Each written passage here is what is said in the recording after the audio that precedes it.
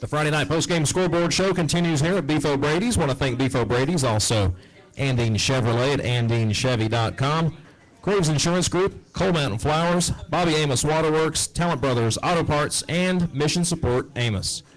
Well, we're here, and our game of the week was North Forsyth against Northview, and the final was 50-7, a big win for the Raiders, as the Raiders enter the Class 5A playoffs for the first time ever. And joining us here on the set is Raiders coach Jared Zito. Coach, thanks for joining us. No problem. Oh, hang on, I think we got it. It's a little trick we do to the winning coach. Sorry about that, Coach.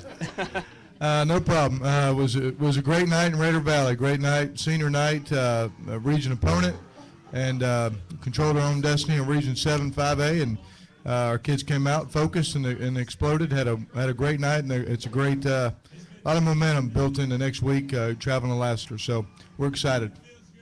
Now, 5A football, no other team in the county can say they've been in the 5A playoffs. So you guys are groundbreaking here. Well, certainly first time in school history and a groundbreaking movement in the county. And probably what makes it even better probably is just from some of the things people were saying about what we couldn't do 3 years ago. And our kids just stepped up to it. The last 3 years have really worked hard from a physical standpoint, but also a mental and emotional standpoint, and taking all the abuse and what we can't do, and we don't need to be 5A, and we can't compete with Region 7. And we knew if we just kept with the plan, eventually we would make it happen. And so we all this to the kids. They've really put all the work in, and finally we're here, 7-3, and sitting in the first round of the 5A Region 7 playoffs. And coming into the game, it looked like there could be a little bit of scoreboard watching. I know Norcross had a shot of, who knows what was you guys were, but you know what? You took care of business, and you didn't have to worry about the scoreboard, did you? Well, we told them 2 weeks ago after we lost to North Gwinnett, we said, okay, our backs are against the wall. Bottom line is, if you win out, you're in, and you control your own destiny. And it almost became like a playoff atmosphere each week. And our kids, for whatever reason, play really well when you put them in a corner. Our kids are fighters, and really when they feel like they're put in a corner, they do a great job. They did it against West early on. They did it against Norcross when they had to have it. And certainly they've done it the last 2 weeks in two different contrasting style of games. Last week was a barn burner against a really good offensive team, and this week it was just an offensive explosion and a great defensive effort, and 50-7 I think says enough. We saw a couple of things. We saw an onside kick that you guys recovered. We saw a 2-point conversion. We saw a lot of things as you get ready for the next step here, the second season. Well, part of it is just what we do, and if you give it to us, we're just going to take it, and we practice it every week just the same. And the other part is certainly if you get an opportunity to put some stuff on film that you want other people to practice a little bit, you do that if you can, as long as it's not embarrassing to the other team or second class. So felt like if we could do some of that in the first half, we would, and we had some opportunities, so we went ahead and did it. And then there at the end, your younger guys got some time in there, and that's always important too, as you get ready for the playoffs. Well, it's always good to get your starters out and let them rest, and it's always good to get the young kids in, let them have a taste of what it's like. And you're always building in high school football. You're always building for the next year because we don't necessarily recruit. You recruit your hallways, but you don't go out and sign kids. So you always got to give them a little taste. So those young kids, freshmen or sophomores that got in tonight, that's in their mind come January, and they start working towards their junior year. And that's how you build programs. It starts a little bit at a time, and you're always working toward the future. Of course, Lassiter's next up for you.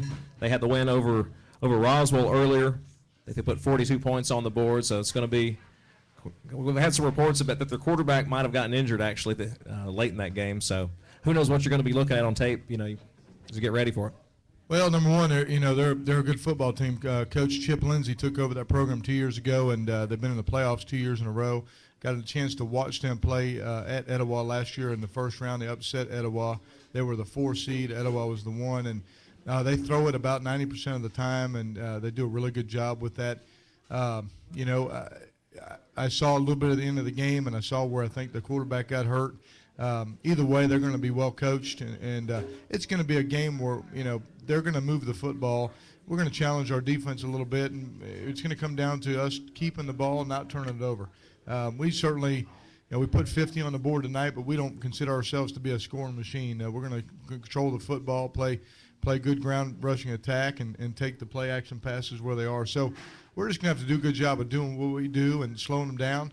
We certainly don't want to get into a racetrack type of game with them. That's not really our style, and I think that's what they do. They want to outscore you, and in most cases, well, this year in every case they've done that. So we'll look at the film tomorrow and take a look. I know our kids will be motivated, be a big challenge, and it's going to be really exciting to be playing in the playoff atmosphere. Very exciting, Coach. Just wish you congratulations and best luck going into this next round. Well, it's been a moment we've been working for 3 years. I'm glad we're here. Glad the kids are getting to experience this.